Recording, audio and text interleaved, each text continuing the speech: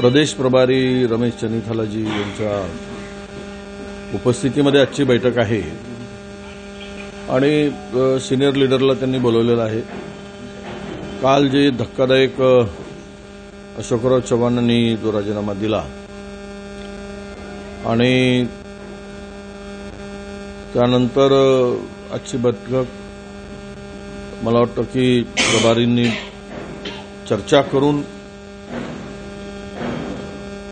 16-17ला पक्षाचं शिबिर पण आहे आमचं लोणावळ्याला, त्या शिबिराची सुद्धा चर्चा याबरोबर करण्यासाठी सिनियर नेत्यांची बैठक आज बोलवली आहे। अर्थात राजकारणामध्ये पक्षामध्ये बदल होत जात असतात, लोक येत असतात। एक व्यक्ती गेले म्हणजे काही पूर्ण पक्ष डिस्टर्ब झाला अशातली काही भावना नाही, भूमिका म्हणजे समजण्याचं काही कारण नाही। नक्कीच या परिस्थितीतून पुन्हा काँग्रेस नव्यानं उभारी घेईल आणि पक्ष मजबूतीनं उभा राहील। मी स्वतः माझ्या संदर्भात काही वावड्या उठवण्याचं काम, अफवा पसरवण्याचं काम कालही एक अमरावतीचा रवी राणा, ज्याची प्रवृत्तीचं सातत्यानं निष्ठा बदलवून विष्ठा खाण्याची आहे, अशांनी सुद्धा काल माझंही नाव घेऊन काही उल्लेख केला। मी एवढंच सांगतो महाराष्ट्रातील जनतेला की मी काँग्रेसबरोबर आहे, काँग्रेसबरोबर राहणार। काँग्रेसनी मला खूप काही दिलेलं आहे। 4 विधानसभाच्या निवडणुकीमध्ये मी काँग्रेस पक्षाच्या चिन्हावर जिंकलो, मंत्री, कॅबिनेट मंत्री, 2दा विरोधी पक्षनेता। इतकं भरभरून दिल्यानंतर आता मला फार काही अपेक्षा नाही। शेवटपर्यंत काँग्रेसमध्ये राहून या विचारधारेबरोबर काम करण्याचा निर्धार मी केलेला आहे। विजयजी, आपल्या अशोक चव्हाणांची एकदम चांगली मैत्री होती। शेवटच्या क्षणामध्ये सभेमध्ये राहुल गांधीच्या सभेमध्ये पण आपण दोघंच एकत्र दिले होते। कुठेतरी प्रदेशाध्यक्षांबद्दल असंतोष असल्यामुळे हे सगळं झाल्याची चर्चा दबक्या आवाजात सुरू आहे आणि हे काँग्रेसचे सगळे 2 पिढी असलेले सगळे नेते आहेत, म्हणजे देवडा कुटुंब असो किंवा चव्हाण कुटुंब। या संदर्भात आज प्रभारींशी चर्चा झाल्यानंतर त्या संदर्भात काही गोष्टी असतील तर नक्की चर्चा पुढे येईल। एवढं खरं आहे की अशोकरावांशी माझे संबंध गेले 15 वर्ष 16 वर्ष झाले।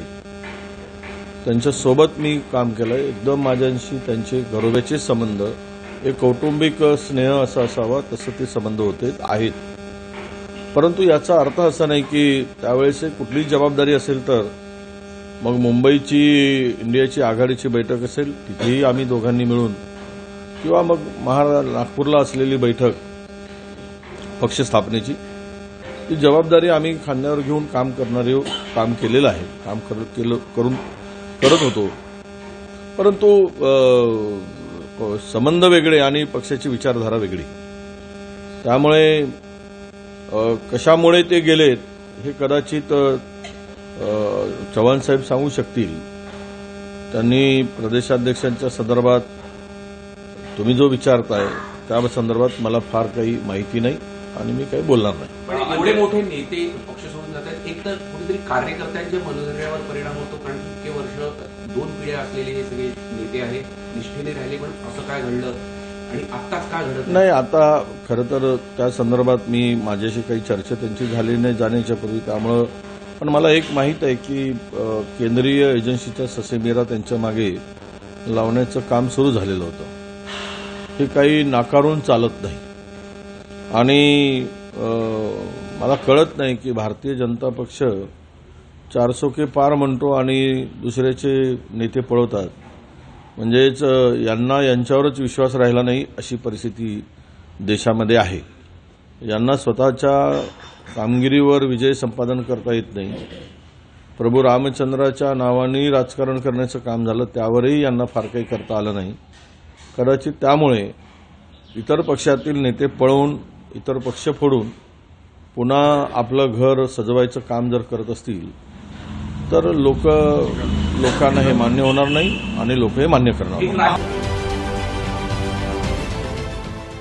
देश विदेशातील प्रत्येक घडामोडींचे लाईव्ह अपडेट मिळवण्यासाठी आता साम टीव्हीच्या सर्व सोशल मीडिया प्लॅटफॉर्मला लाईक, फॉलो आणि सबस्क्राईब करा. तसंच सर्व नोटिफिकेशनसाठी बेल आयकॉन प्रेस करायला विसरू नका.